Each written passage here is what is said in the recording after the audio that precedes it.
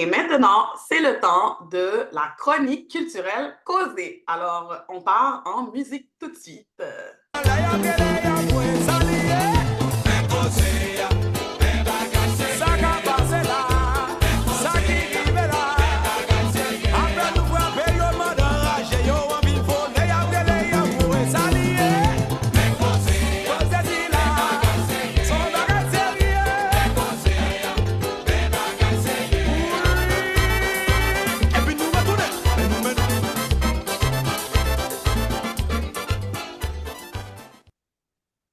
Alors, voilà, je suis Sly Toussaint, la fondatrice du Centre Toussaint, ainsi que votre animatrice aujourd'hui pour la chronique culturelle causée. Donc, c'est quoi la chronique culturelle causée? C'est une chronique qui fait partie de l'émission Les Dimanches d'Asma.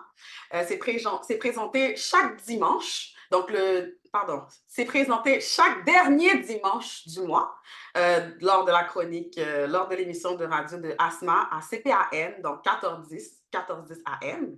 Mon Dieu, je perds mes mots aujourd'hui. En fait, je suis tellement excitée, OK, de l'invité qu'on a aujourd'hui. C'est pour ça. Donc, dans la chronique causée, qu'est-ce qu'on fait? C'est qu'on présente vraiment tous les événements culturels qui sont afro-descendants à Montréal. Pourquoi j'ai décidé de faire ça? C'est parce qu'en fait, moi, je suis une personne qui sort beaucoup. Je suis une personne qui voit beaucoup de choses qui se passent autour de moi. Puis, en fait, tout le monde me dit ça, en fait. Là, tu es toujours quelque part, il y a toujours quelque chose. Moi, je connais pas ça. Moi, je savais pas qu'il y avait ça. Comment ça, toi, tu sais ça? Eh bien, moi, je vous amène ça à CPAN. Comme ça, vous aussi, vous savez toutes les belles choses qui se passent à Montréal. Voilà, voilà, voilà. Donc, l'émission est présentée par le Centre Toussaint, donc l'organisme qui donne des cours de créole haïtien, histoire, danse, musique, cuisine haïtienne et plus encore, et plus encore. Donc, des cours pour enfants, pour adultes, centretoussaint.com, allez voir ça. Donc, je suis prête à vous parler de notre invitée. Donc, je vous lis sa biographie rapidement. Elle s'appelle Jamie Lafable de Rédaction. Donc, aujourd'hui, elle va passer à la radio pour discuter de l'événement Tribu. C'est une collaboration passionnante avec Bérénice Saint-Martin de CITMN. Donc, vous pouvez plonger dans l'expérience immersive de Tribu à Laval, une célébration vivante de l'histoire noire au Québec et au Canada. C'est conçu pour les familles et cet événement culturel unique combine art, narration, histoire pour rendre hommage à l'héritage de la communauté noire québécoise. Chaque performance est une ode à la diversité, offrant une immersion interactive dans les figures emblématiques et des récits inspirants. Ne manquez pas cette occasion de découvrir et de célébrer ensemble notre riche patrimoine culturel. Donc, restez à l'écoute pour plus de détails et on commence la conversation avec Jenny Lafable. Jenny, comment ça va aujourd'hui? Bonjour, Slide, ça va très bien, toi? Ça va super, merci. Donc là, on est dimanche, il est midi, hein? Oui, Et c'est aujourd'hui la dernière représentation de Tribu. exactement. Donc, si les gens nous écoutent, puis vous n'avez pas encore vos billets, ben, il vous reste encore 2 heures pour vous en procurer et de venir vous joindre pour venir avoir une expérience extraordinaire, immersive, où ce que vous allez apprendre vraiment sur toute l'histoire des Noirs au Canada et au Québec que vous ne connaissez pas. Fantastique. Donc, même si on va répéter un petit peu plus tard dans l'émission, est-ce que tu pourrais leur dire c'est où cet événement-là? Oui, tout à fait. L'événement se déroule à l'hôtel Chevaton à Laval, donc au Carrefour Laval. Et c'est de 14 heures à 16 heures. C'est un événement où vous allez pouvoir avoir accès à un petit cocktail où ce que vous pouvez avoir une exposition qui a différentes œuvres d'artistes noirs. Puis ensuite, vous avez accès à la présentation, à l'expérience immersive de tribu, parce que vous aurez la chance de voir différents artistes performer, où ce qu'on va vous plonger dans l'histoire, dans le cœur d'une narration.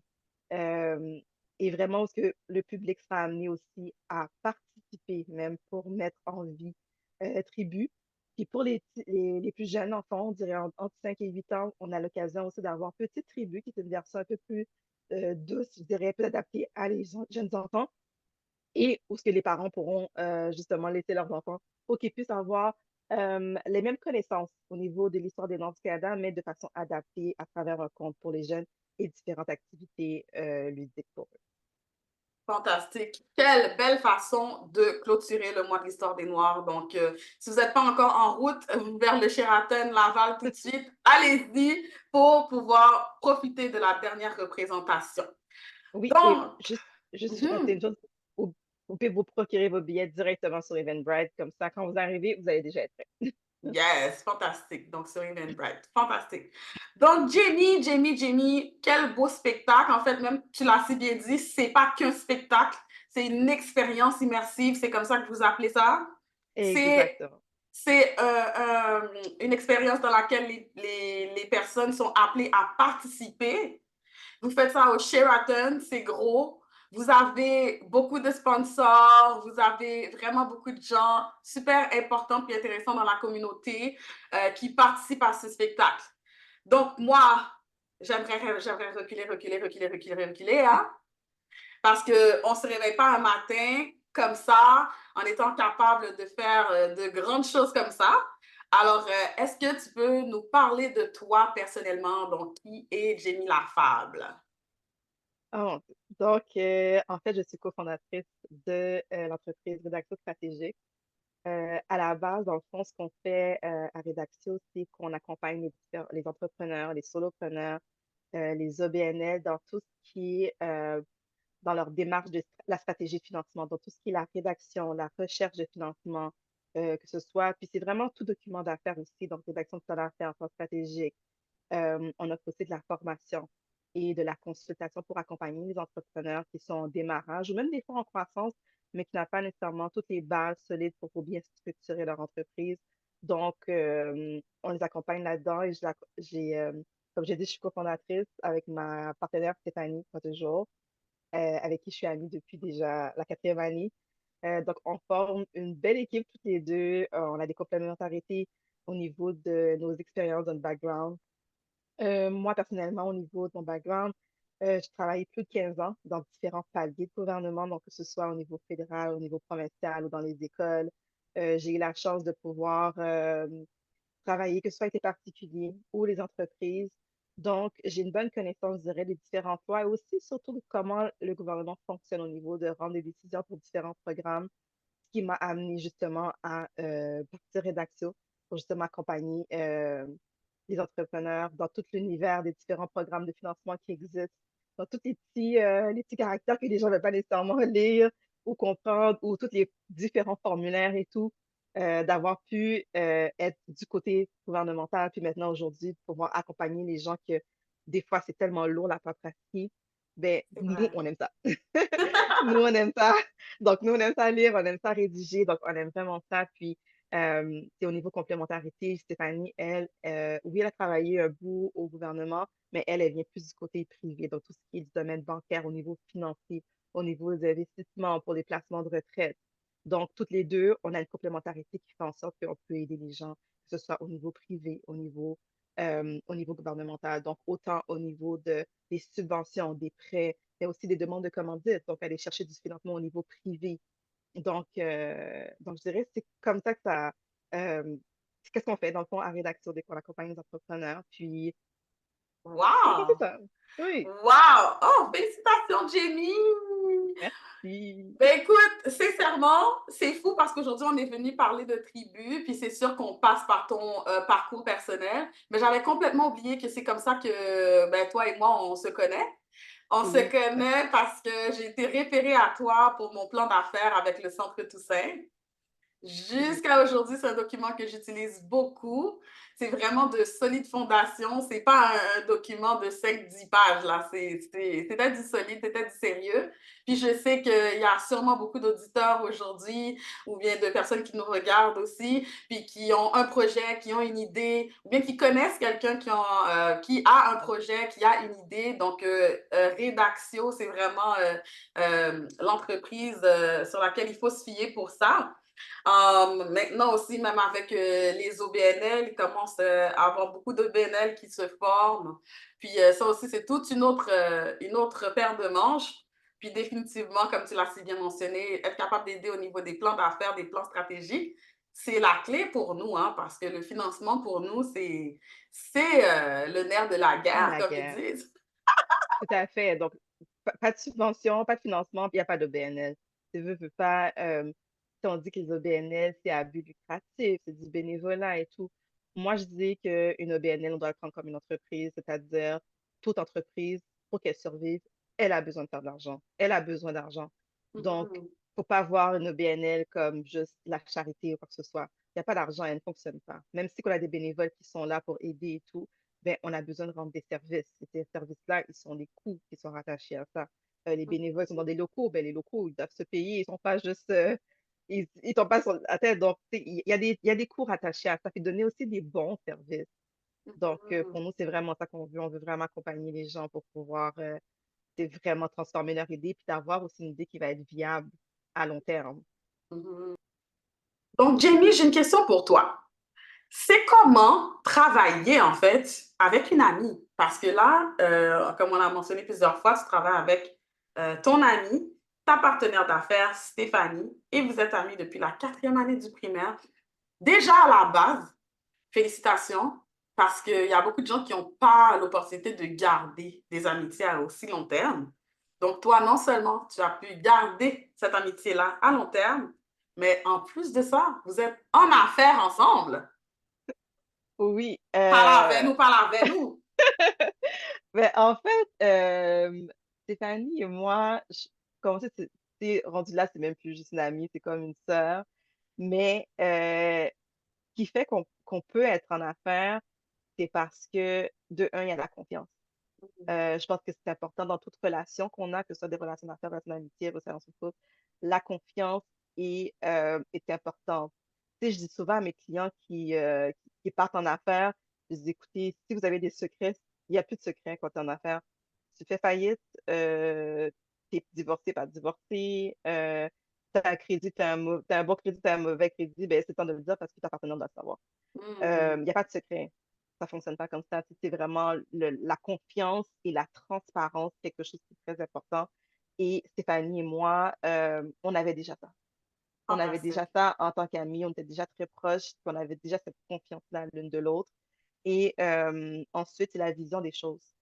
Mm, Que ce soit un ami, que ce soit un conjoint, que ce soit peu importe qui c'est, on doit, lorsqu'on a un projet, lorsqu'on fait un projet avec quelqu'un, il faut qu'on ait la même vision des choses. Et elle et mhm, moi, on a la même vision des choses. On a deux personnalités complètement différentes, on s'entend, mhm. Ouais. mais on s'en va, on a le même objectif. Ce qu'on veut pour l'entreprise, ce qu'on veut pour notre avenir, on travaille pour les mêmes raisons. Et ça, c'est fondamental. OK. OK. Puis, on a aussi du respect l'une envers l'autre. Veux Ouais. pas, euh, oui, OK, on a des titres, mais à la fin de la journée, l'entreprise, c'est moi et on doit pouvoir aussi être capable de compter l'une sur l'autre. C'est pas vrai que tous les jours, ça va bien. C'est pas Mm, vrai que, tu sais, des fois, on a nos vies personnelles. Il y a des choses qui se produisent, puis on doit être mm, capable de l'une l'autre de pouvoir pallier à ça. Elle vit quelque mhm, chose, ben, OK, you know what? Je vais prendre sur moi, puis je vais m'occuper de l'entreprise le temps que toi, tu t'occupes des choses. Puis, veux pas, l'une l'autre, on a cette sensibilité-là, on a cette mm, compréhension-là aussi, que, c'est oui, il y a le travail, mais il n'y a pas juste le travail. Notre vie personnelle peut affecter et on a cette compréhension-là. Elle va prendre sur elle pour m'aider, puis moi aussi, je prends sur elle. On est là l'une pour l'autre, comment je peux dire, on est là l'une pour l'autre. Et c'est vraiment fantastique. ça qui fait que ça fonctionne toutes les deux. Oh, wow! C'est une belle histoire, ça. C'est une très belle histoire. Puis je pense que tu les as dit, là, les fondations d'une belle amitié et aussi les fondations d'une belle relation de travail, de beau partenariat. Puis à la maison, au niveau des parents, moi, j'aime ça poser des questions par rapport à ça parce que je sais que c'est pas tous les parents qui sont fans d'entrepreneuriat. En plus, c'est tellement des fois contradictoire parce que je sais que dans notre génération, les personnes qui ont tendance à nous inspirer le plus sont les parents, sont nos parents. En fait, c'est eux qui ont parti des restaurants, qui ont parti des boutiques, qui ont parti des salons de coiffure, qui ont parti tellement de choses, qui ont justement, encore une fois, bâti le Québec, le Canada, le Montréal qu'on connaît aujourd'hui. Et pourtant, nous, quand on dit à nos parents des fois qu'on veut être entrepreneur, ben, il y en a encore qui sont très là, non, docteur, ingénieur, infirmière. Donc, dis-moi de ton côté comment ça s'est passé, parce que je sais que c'est pas tout le monde, hein? Je sais que c'est Oui, pas tout le monde, mais il y a quand même ça comme facteur générationnel qui est réel. Donc, oui. de ton côté, c'est quoi là? Ben, je veux dire que de mon côté, j'ai pu donner à ma mère le fait que j'ai terminé mon bac. J'ai mon bac OK. en administration des affaires. Yes. J'ai plusieurs diplômes aussi. J'ai pas juste mon bac. Tu sais, j'ai étudié en immobilier, j'ai étudié dans la... j'ai quand même eu beaucoup de diplômes. Je travaille dans différentes choses. Des fois, j'allais à l'école à temps plein, puis j'avais comme trois jobs en même temps, dont une à temps Wow. plein. Ma mère Bon. a vu Donc, ta maman, elle que est contente là, tu lui as donné les papiers. exactement, j'ai donné le papier, tu sais, veux pas. Mais quand je partais en affaires, c'est sûr qu'il y avait du scepticisme, mais pour de vrai, sincèrement, il n'y aurait pas de rédaction si ma mère n'était pas là. Parce que comme je l'ai Ah, dit, non, oui, vraiment, comme pour de vrai. Puis même Stéphanie aussi, c'est grâce à nos parents qu'on est capable d'avoir l'entreprise parce que je ne pouvais pas toujours être là. Ma ouais. mère, puis heureusement pour moi, le timing était bon aussi. Ma mère a pris sa retraite au même moment que vraiment Wow. je m'envolais dans mon entreprise. Donc, elle a pu vraiment m'aider. Moi, quand je suis partie au départ, quand j'ai décidé de partir à mon compte, j'étais Mhm. enceinte. Wow. J'étais enceinte de mon deuxième enfant. J'avais mon premier enfant qui était tout jeune à l'époque, qui était tombé malade aussi très gravement. Mais en Wow. même temps, je partais de mon entreprise. Puis quand ma fille est née, j'allais à l'école tous les soirs, j'allaitais. Puis c'était vraiment, c'était timé, là. J'allaitais à 6 heures, à 6h30, je devais être assise, à 9h30, je devais être de retour. Mais ma fille avait 4 mois, avait 4 5 mois. Donc, ma mère a été Quand même, présente hein? pour moi. Puis jusqu'à aujourd'hui, c'est elle qui m'aide avec les enfants aussi. Si j'ai pas le temps de revenir à temps pour le travail parce que je rencontre un client, parce que j'ai un 5 à 7 ou quoi que ce soit, elle est Mhm. vraiment présente, puissante. Tu sais, je dis toujours, tu sais, je sais même pas comment que je peux la remercier parce que sincèrement, le travail qu'elle fait pour moi, elle est comme un troisième parent pour mes enfants. C'est vraiment ça. Wow. Elle est Wow. comme un troisième parent. Euh, C'est c'est une une figure parentale bénédiction, ça. autant que leur mère ou leur père. Oui. Non, C'est vraiment. une bénédiction. Il faut s'asseoir là-dessus 2 secondes. Là, depuis tantôt, là, je suis applaudie pour toi. Là, il faut applaudir pour la maman. Oui, tout à fait. Vraiment, là. Et je sais que je ne dis pas assez, mais sincèrement, j'aurais pas d'entreprise. J'aurais pas la tête assez tranquille Mhm. si je savais pas qu'elle était là pour s'occuper de mes enfants comme moi. Je ne suis pas là. C'est vraiment. Mhm. Et tout C'est ça, on c'est- n'en parle pas assez, hein. Donc, quand c'est fini, il faut que tu lui envoies le clip pour lui dire.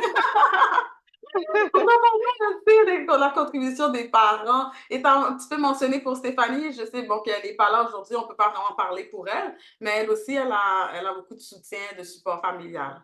Oui, tout à fait. Pour de vrai, sincèrement, elle aussi, on a un bon support. Je dirais sincèrement, notre famille s'est impliquée à différentes manières. Puis Mhm. même entre nous, je veux dire, même entre nous, tu sais, on dit toujours qu'il faut un village pour élever des enfants. Ben, C'est c'est le vrai, cas. c'est vrai. Tu sais, en plus de l'entreprise, ben, on s'implique aussi au niveau des associations sportives de nos enfants. Donc, Wow!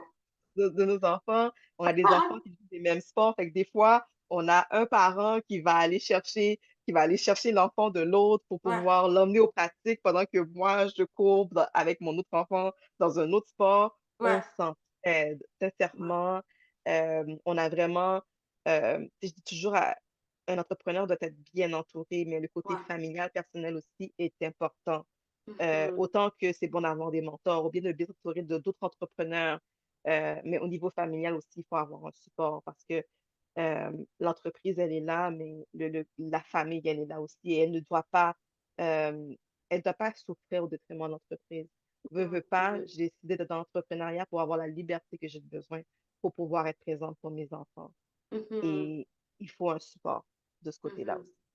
Mhm. Wow, encore une fois, félicitations.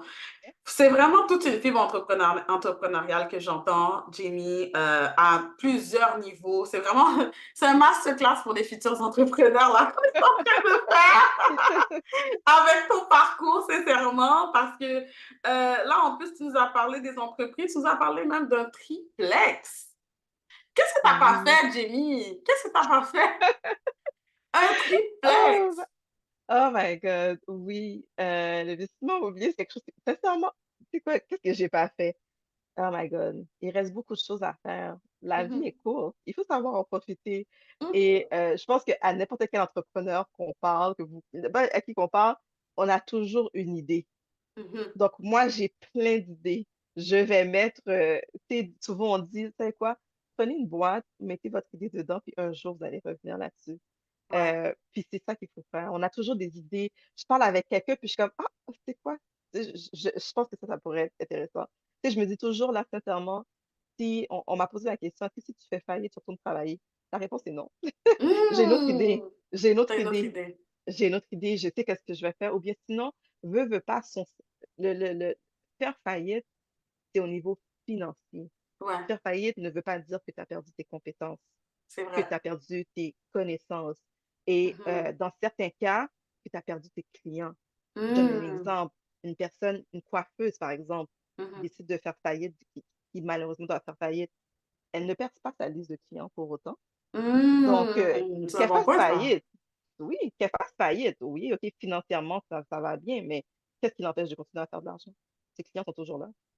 C'est C'est vrai, juste bon. une question, malheureusement, il y a il y Beaucoup a de des, fa- facteurs. il y a beaucoup de facteurs qui peuvent amener là, mais son savoir, tu ne le perdras jamais. Donc, tout simplement, il faut juste savoir comment pivoter, comment l'exploiter. Donc, Hmm. non, oui. Ah, c'est beau ça! J'aime ça. Je suis sûre que, écoute, moi, c'est venu me chercher ce que tu viens de dire parce que c'est vrai, comme moi aussi, je suis comme toi, hein, je t'entends parler, puis je me reconnais beaucoup là-dedans. Une personne qui a beaucoup d'idées, hein, une personne qui sait qu'il n'y aura pas assez d'une vie pour exploiter tout ce que j'aurais envie d'exploiter. Puis, en fait, qui trouve aussi des fois des façons d'accoler différentes passions à un seul projet. Donc, Oui. tu vois, moi, par exemple, j'ai toujours aimé ça, la danse. Donc, j'aurais pu dire, je fais juste une école de langue et je finis avec ça. Mais finalement, dès que mon staff a augmenté, je me suis dit, ah, je vais donner de la danse. Là, j'ai eu du staff là-dedans. Je me suis dit, ah, je vais faire autre chose. Si à la danse, il faut être capable de faire la musique. Donc, en fait, c'est comme ça que c'est le Centre Tout ça est devenu comme un lieu multidisciplinaire Mhm. qui permet de connecter avec toutes les cultures noires, puis de vivre la culture noire au quotidien. Euh, écoute, je me reconnais, puis je suis sûre que, écoute, y a beaucoup de gens qui peuvent se reconnaître encore une fois dans ce que tu dis. C'est vraiment, vraiment, vraiment inspirant. La capacité aussi de pivoter Mhm. en cas de besoin. Écoute, il faut comprendre aussi qu'une entreprise a différents cycles de vie. Puis Mhm. c'est pas vrai que c'est toujours croissance, croissance, croissance, croissance, croissance, croissance, croissance.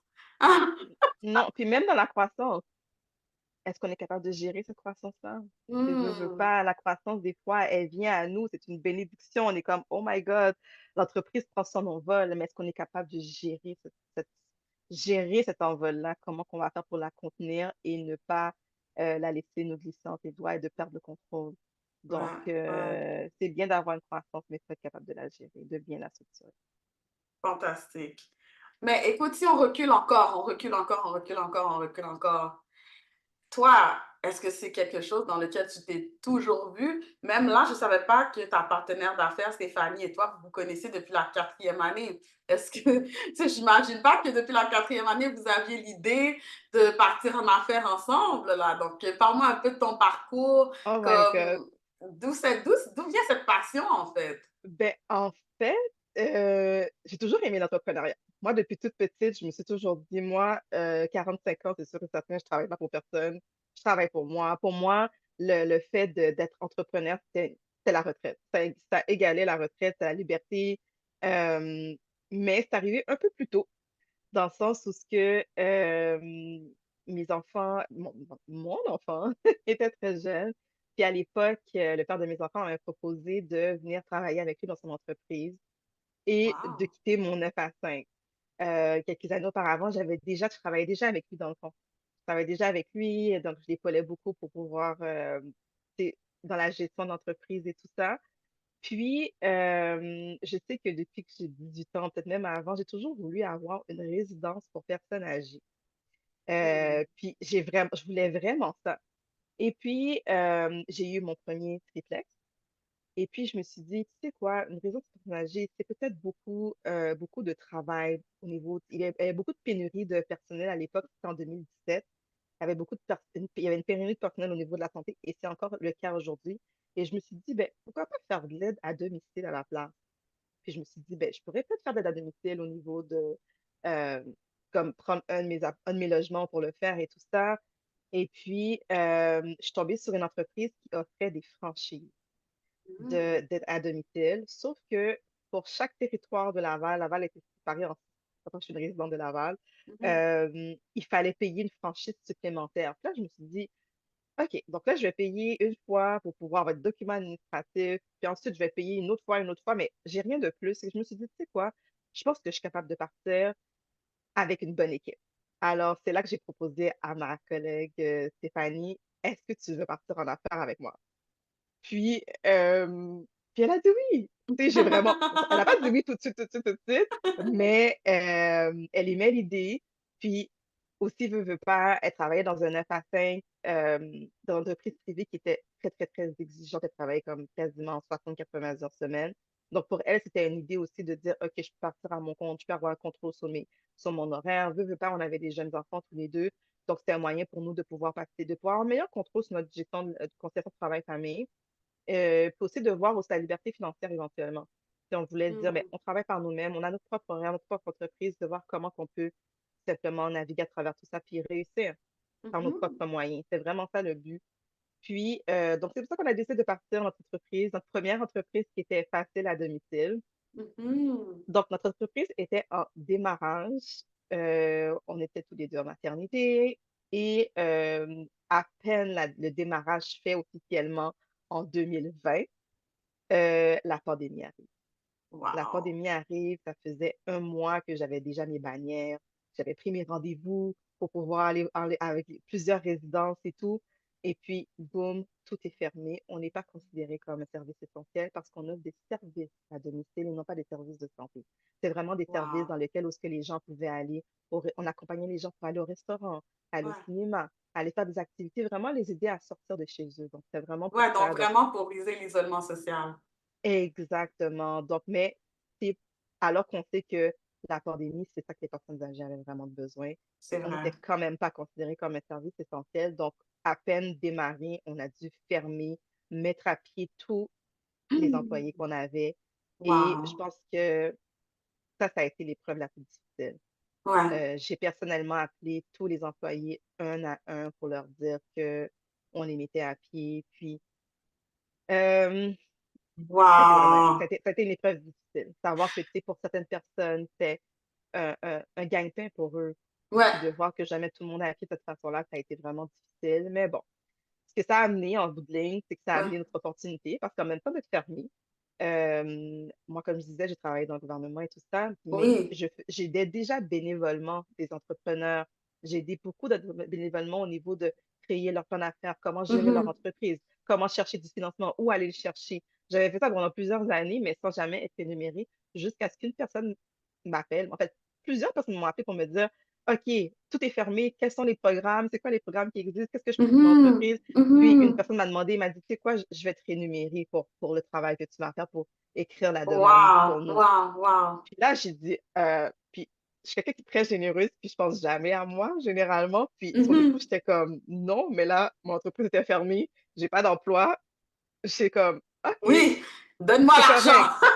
Exactement. On va pas dire non, tu sais. C'est ça. Puis sincèrement, de fil en aiguille, depuis 2020, euh, Rédaxio a pris son envol, a sa croissance, vraiment. Au départ, c'était juste moi. Puis Mhm. j'appelle ma partenaire, je dis, écoute, j'ai beaucoup de contrats, je ne pas d'ouvrir une nouvelle entreprise, de refaire les démarches auprès du Oui. registraire. Oui. Est-ce que c'est correct si je mets ça en dessous de facile à domicile? Elle me dit, oui, oui, il n'y a pas de Oui. problème et tout. Puis Donc, éventuellement, pivoter, en fait. Oui. e- exactement, puis un an et demi plus tard, c'est elle qui a quitté son emploi. Un an et demi plus Wow! tard, ouais, un an et demi plus tard, elle a quitté son emploi, puis ça fait déjà 2 ans maintenant qu'elle est à temps plein avec moi dans l'entreprise. Fantastique. Oh mon Dieu. Ouais. Écoutez, j'espère qu'à la maison, vous êtes tous aussi impressionnés que moi de voir le parcours, ben, d'écouter, de connaître, de comprendre le parcours de Jamie Lafave. Pour faire une petite récapitulation, donc c'est une personne qui connaît sa partenaire Stéphanie depuis la 4e année du primaire. Ensuite, ben, Stéphanie a travaillé de son côté dans des entreprises qui étaient très exigeantes. Et puis Jamie, de son côté, elle a travaillé au fédéral, au provincial, dans différents paliers du gouvernement. Ensuite, les filles se retrouvent pour partir une entreprise facile à domicile qui, finalement, suite à la pandémie, pivote et devient Rédaxio. Donc, Exactement. écoute, ça passe vite parce qu'on vient de faire 30 minutes ensemble, tu sais. Oh mon Dieu, déjà? Oui, Oh my God. alors, au retour de la pause, on va parler de comment Rédaxio, en fait, est impliqué à faire, ça commence à s'impliquer dans peut-être une partie qui est plutôt événementielle maintenant pour l'événement Tribu. Donc, à tout de suite. Nous voici de retour pour la deuxième partie de la chronique culturelle causée, donc toujours avec votre animatrice favorite, Slide Toussaint, accompagnée de Jamie Lafable. Donc, juste avant la pause, Jamie Lafable a pris le temps de nous parler d'elle en profondeur, de nous parler de son parcours, de nous parler vraiment d'une belle fibre entrepreneuriale. Ça, là, sincèrement, je tiens à le dire, c'est beau à entendre, c'est beau à constater comment, en fait, dans la vie, souvent, les choses ne sont pas linéaires, hein? Mhm. Des fois, avec la pandémie, avec ci, avec ça, avec des anciennes connaissances, des nouvelles connaissances, etc. Écoute, on finit par vraiment trouver notre place, à se tailler un chemin, tout simplement. Et voilà, aujourd'hui, vous avez, Stéphanie et toi, votre entreprise qui s'appelle Rédaxio et vous travaillez les deux dans votre propre entreprise. Donc, encore une fois, félicitations pour ce beau parcours entrepreneurial, Jenny. Merci. Maintenant, j'aimerais que tu nous parles du lien que Rédaxio a avec Tribu, parce que là, maintenant, c'est Rédaxio, une entreprise, on a bien compris, qui aide à la rédaction de plans d'affaires, plans stratégiques, tout document de subvention de commandite. Et là, vous me dites que vous êtes en collaboration avec Bérénice Saint-Martin de CITMN pour un spectacle, un événement, une expérience immersive. Donc, parle-moi de ça, parle-moi de ce projet. Oui. Mais dans le fond, durant mon parcours entrepreneurial, j'ai fait partie des recrues Communauté Laval. Donc, c'est différent. À chaque année, il y a des cohortes des entrepreneurs qui sont sélectionnés pour faire partie des recrues. Donc, moi, je suis rendue recrue émérite. Ce parcours qui dure 5 ans, où ce qu'on reçoit, merci, où ce qu'on reçoit des formations, du coaching, du mentorat, mais où qu'on peut aller nous-mêmes mentorer des jeunes dans les écoles, dans ce programme du Centre de service scolaire de Laval. Et j'ai eu la chance de pouvoir être coachée justement par Bérénice Martin, euh, avec qui j'ai développé un lien d'amitié puis un lien d'affaires par la suite. Parce que maintenant, au départ, elle était ma coach. Et là, maintenant, on est rendu partenaire d'affaires. Et c'est comme ça que Stéphanie et moi, rédaction, on a été amenés à travailler pour Tribu. Dans le fond, Tribu, c'était une idée au départ de Bérénice, justement, qui voulait, euh, qui voulait inculquer, comment je peux dire, l'idée d'apprendre autrement, d'apprendre en OK, s'amusant. OK. L'histoire des Noirs, l'histoire des Noirs en tant que telle, on a beaucoup l'idée de quelle est l'histoire des Noirs aux États-Unis, quelle est l'histoire des Noirs aux Antillaises. Mais qu'est-ce C'est qui s'est vrai. passé au Canada? Qu'est-ce qui s'est Wow! passé au Québec? Comment les Noirs Wow! sont arrivés ici? Depuis quand? Comment? On Bon n'a point, aucune bon point. information. Bon point. Attends, là, ça, il faut le répéter, Jenny. Premièrement, félicitations, parce que ce que j'entends aussi dans ton parcours, c'est à quel point tu es une personne qui va devant les opportunités. Parce que déjà, en entreprise, c'est facile de rester dans son cocon puis de rendre son service, tout Mhm. simplement. Moi, j'étais victime de ça avant. Très coupable. Très coupable. Donc, on est tellement passionné par qu'est-ce qu'on fait. C'est nous et notre projet, puis on essaie de donner le meilleur service à la clientèle possible.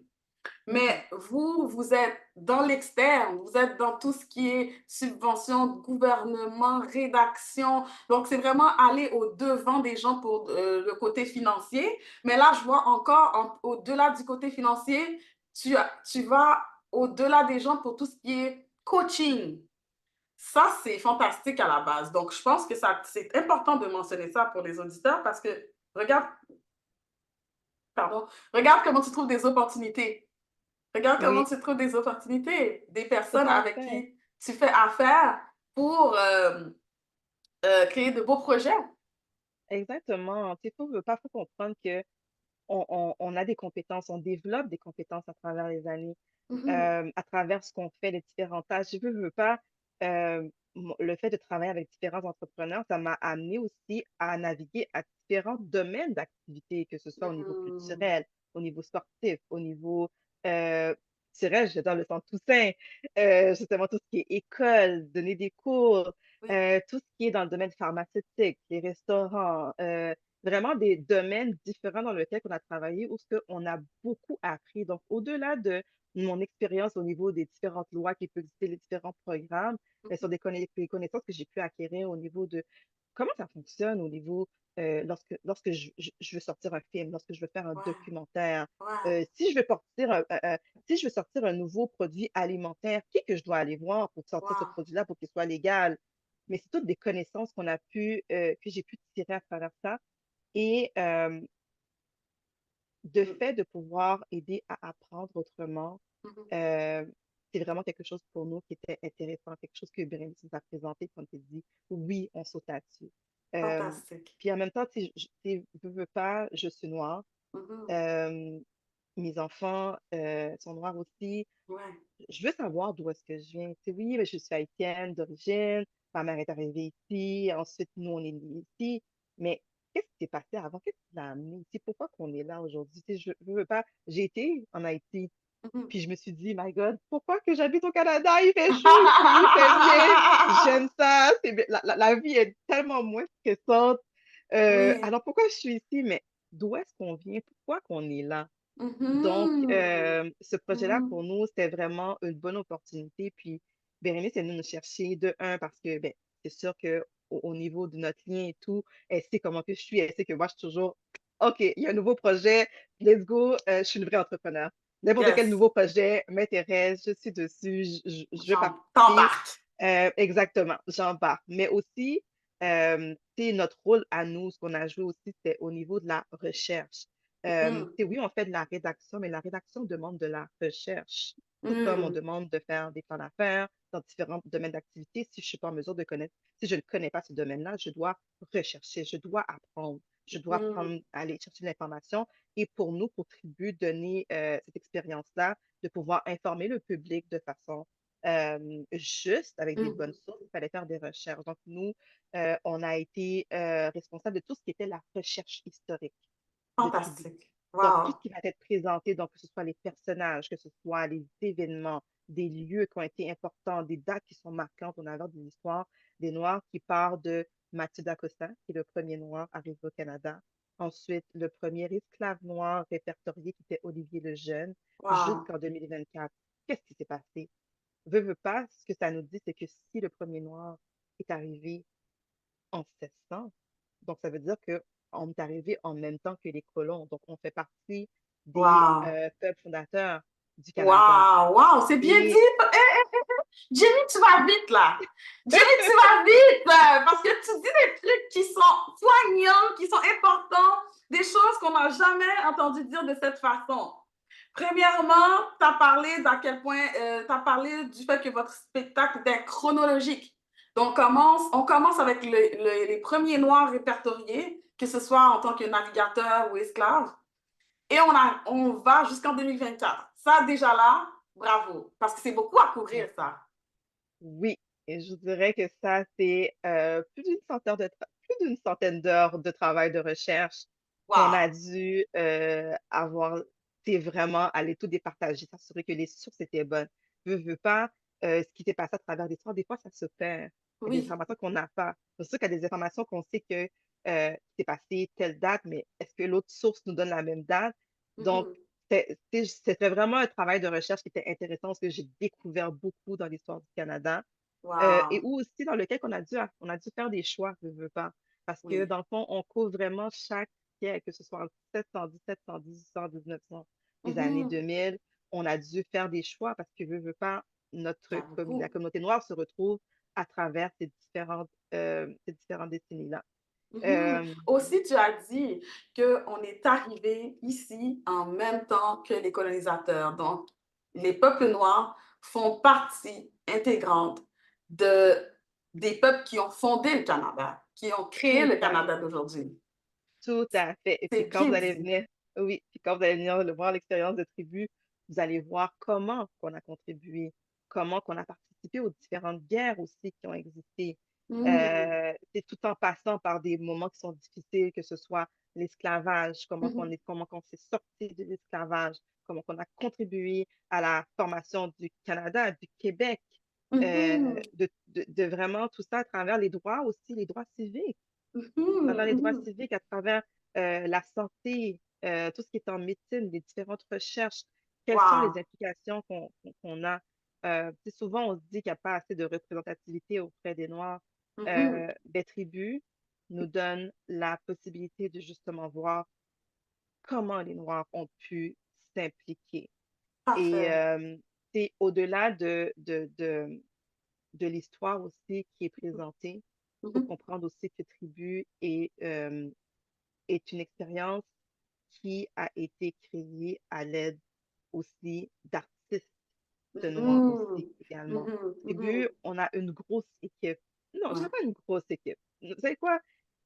On est une petite équipe, mais qui est grosse en même temps, dans le sens que l'importance du travail qui est Oui, derrière Tribu, oui, on a toutes des responsabilités. Moi, je vous ai parlé des responsabilités que nous, on avait, oui. Stéphanie et moi, en tant que rédaction, au niveau de la recherche, au niveau de la recherche de financement, au niveau des partenaires. Mais derrière tout ça, il y a une autre équipe.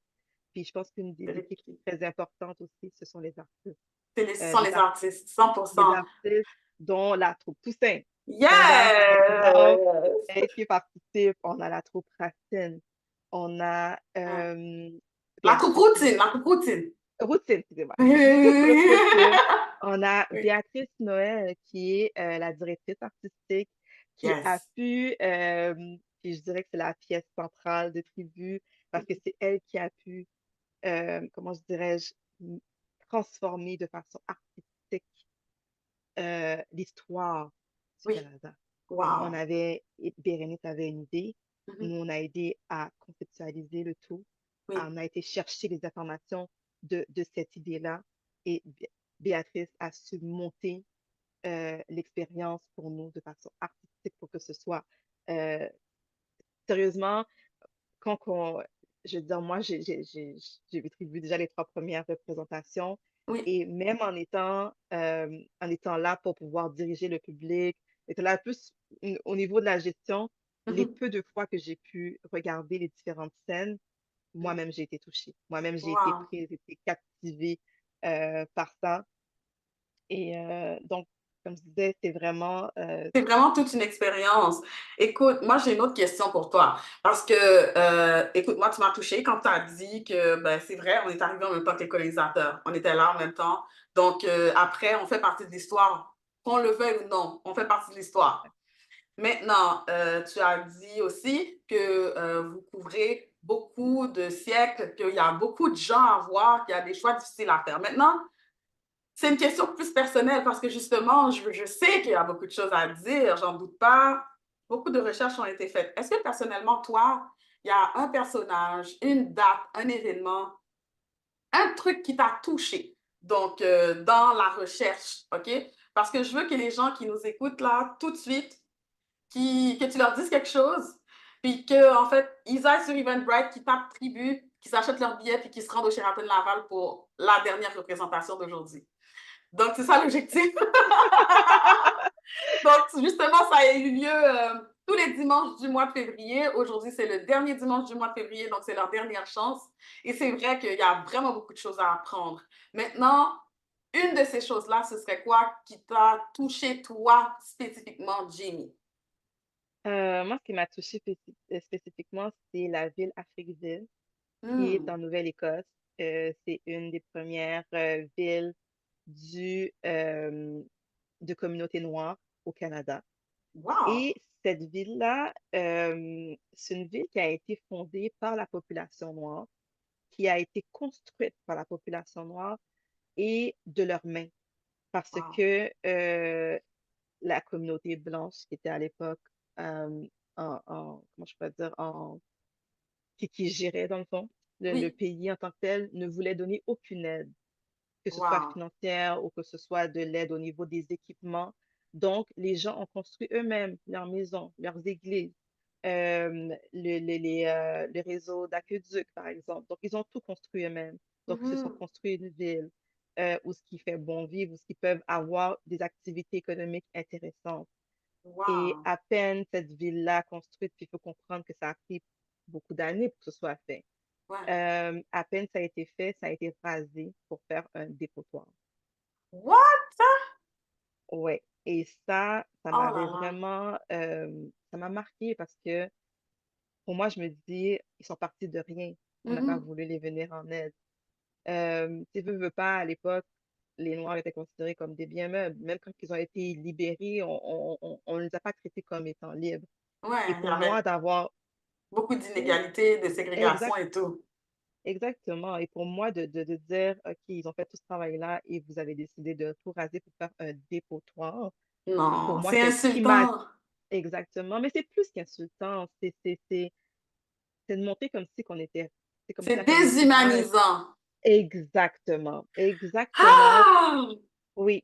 Mais heureusement, puis c'est ce Mhm. qu'on apprend aussi dans Tribu, c'est Mhm. que veut pas, oui, il y a eu ces passages difficiles-là, mais Ouais. aujourd'hui, c'est un lieu historique où ce que justement le dépotoir a été enlevé et c'est un lieu Mhm. historique où ce que les gens peuvent aller visiter et ils ont pu, où ce qu'on peut aller visiter, puis comment je peux dire, le lieu est rendu un lieu historique maintenant. C'est bon ça, c'est Donc, bon les gens, ça. on peut reprendre possession et on peut aller maintenant visiter.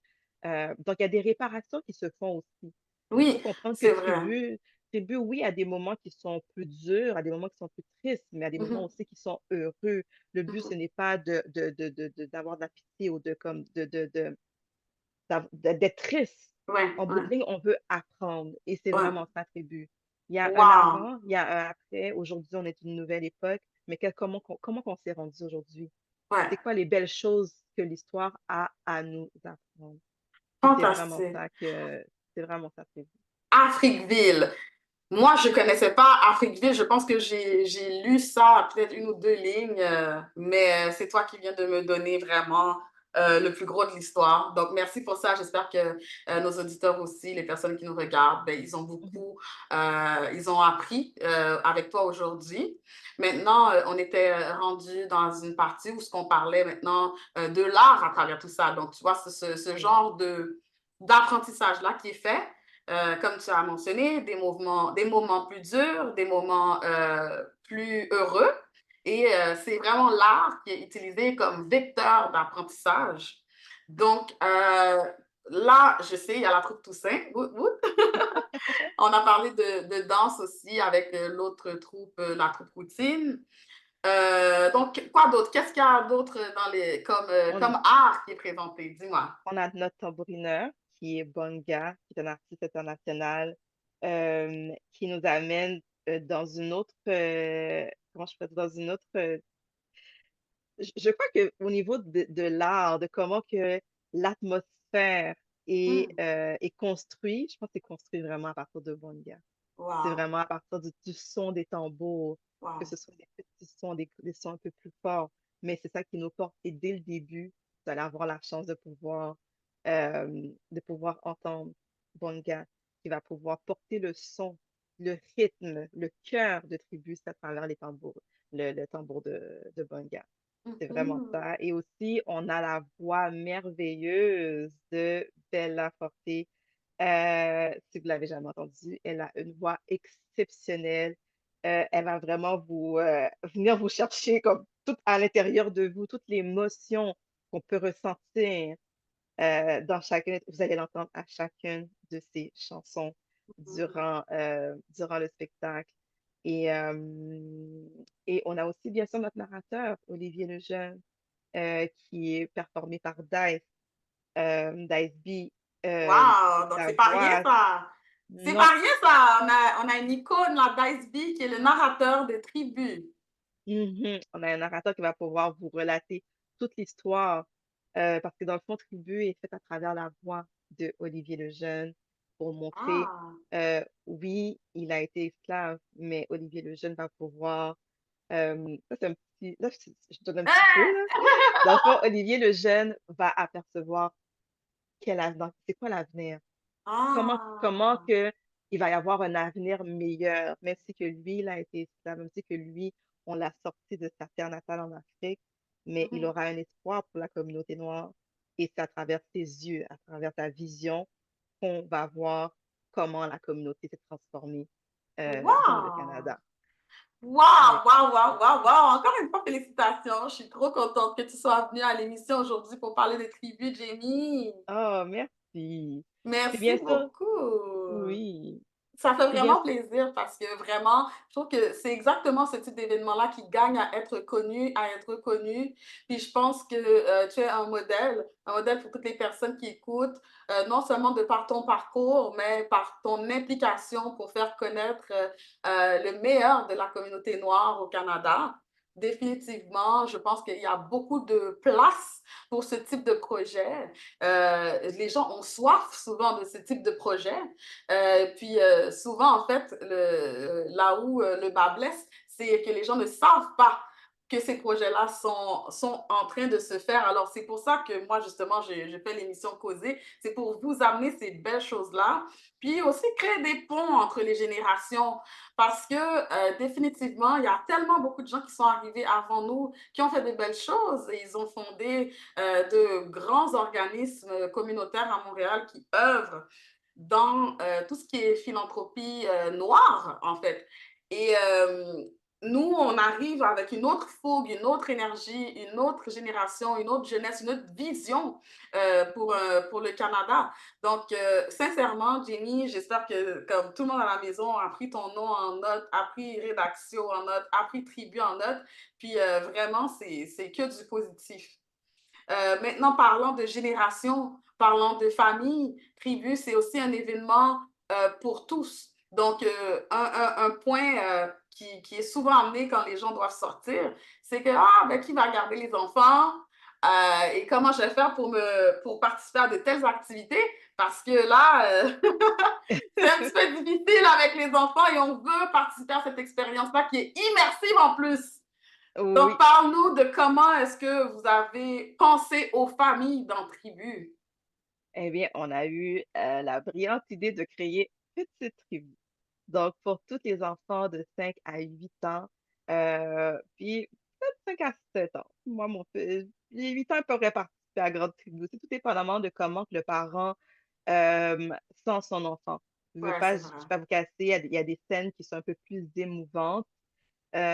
Dépendamment, c'est quoi la conversation qu'on a eue avec l'enfant par rapport à c'est quoi l'esclavage, comment ça s'est passé, qu'est-ce qu'il y OK. avait dans le temps. Mais sinon, en tant que tel, tu sais, puis comme encore une fois, euh, on s'amuse à tribu. On s'amuse Ouais. à tribu. Mais en même temps, pour que ce soit mieux vulgarisé pour les jeunes enfants, on a créé Petite Tribu où ce que on a une merveilleuse conteuse qui est là, qui va justement apprendre aux enfants quels sont les personnages historiques, quels sont les moments historiques, mais de façon adaptée à eux. Et par la Mhm. suite, après le conte, ils vont avoir accès à des activités éducatives où ils vont pouvoir avoir justement retravaillé, discuter. Ça va être des discussions à travers des activités aussi sur qu'est-ce qu'ils venaient juste d'apprendre au niveau de Mhm. la communauté noire et tout. On a des petites collations aussi pour eux durant Petite Tribu. Alors, c'est vraiment une façon pour les parents d'avoir un peu de temps pour leurs enfants en sécurité, qui va aussi apprendre son histoire des Noirs. Puis, tantôt, tu as dit quelque chose par rapport à un pont entre les générations. Je veux dire aussi que c'est un pont à travers les différentes communautés. Euh, Wow! OK. Tribu, c'est pour tout le monde, que ce soit tribu ou petite tribu, c'est vraiment Ah, attends un instant. qui ont, Peux-tu répéter la dernière phrase? ouais, Désolée, je ne t'ai pas entendu. oui. Ce que je disais, c'est que c'est pas juste un pont entre les générations, c'est aussi un pont entre les diverses communautés culturelles, tribus et petites tribus. C'est vraiment pour tout le monde. Les gens qui ont soif de l'histoire, les gens qui veulent savoir comment que le Canada a été fondé, sur quoi, c'est vraiment pour tout le monde, pour qu'on puisse apprendre à connaître qui a fondé le Canada, quels sont les Mhm. apports de tout le monde. C'est vraiment, à la fin de la journée, c'est vraiment, on est là, c'est une expérience immersive, mais aussi éducative. Donc, Mhm. tu sais, ayez pas peur. Dans les différentes représentations qu'il y a eu auparavant, ça a été vraiment vraiment de tout côté. Vraiment, toutes les communautés étaient présentes et à la Wow. fin, tout le monde était content d'avoir été là, content d'avoir appris, content d'avoir pu expérimenter ça. Et également pour les enfants. Les enfants, il y a plein de choses qu'ils connaissent pas, des qu'ils connaissent pas. Pour eux, c'est vraiment une question éducative et c'est vraiment pour tout le monde. Wow, ok, super bien dit. Donc, encore une fois, Tribu, pas seulement un pont entre les générations, mais un pont entre les diverses communautés qui vivent au Canada. Maintenant, on approche de la fin. Dis-nous, c'est quoi le futur pour Tribu? C'est quoi le futur? Qu'est-ce que vous voyez là? C'est fini là. Donc, après ce soir, quatrième représentation, dernière représentation, dernier dimanche du mois de février. Le mois de l'histoire des Noirs termine et puis c'est fini pour Tribu. Non, ce n'est pas fini pour Tribu. Pour nous, oui, c'est vrai que le février, c'est le mois de l'histoire des Noirs, mais l'histoire des Noirs, c'est 365 jours par année et 366 Yes, jours cette yes, année, yes. que ce soit en janvier, en septembre ou en juin. On peut, il n'y a pas de moment pour apprendre. Et comme je l'ai dit, Tribu, ce n'est pas juste pour les Noirs, ce n'est pas, mais c'est vraiment pour tout le monde. Donc, on a l'intention de partir en tournée à compter du mois de juin dans diverses villes du Québec. On entend pour parler avec différents partenaires pour pouvoir présenter le spectacle et éventuellement au Canada, dans différentes provinces. Mais c'est sûr et certain que Tribu va revenir, ça va devenir un événement annuel où ce qu'on va pouvoir représenter. Puis, ce n'est pas juste de remonter la représentation, c'est qu'à chaque année, on va apporter un nouveau thème. Justement, tantôt, un peu plus Ah. tôt, j'ai dit comme quoi on a dû faire des choix sur ce qui est présenté. Mais c'est Mhm. dans le but aussi, justement, de pouvoir présenter d'autres faits, d'autres événements éventuellement dans les années à venir pour que vous puissiez avoir une expérience immersive à toutes les années. Et qui sait, comme je vous dis, à côté du mois de juin, on compte partir en tournée, donc on pourrait voir la population de Québec, Trois-Rivières, Gatineau, qui auront la chance de pouvoir voir cette représentation-là. Fantastique. Donc, vous l'avez entendu ici, en primeur.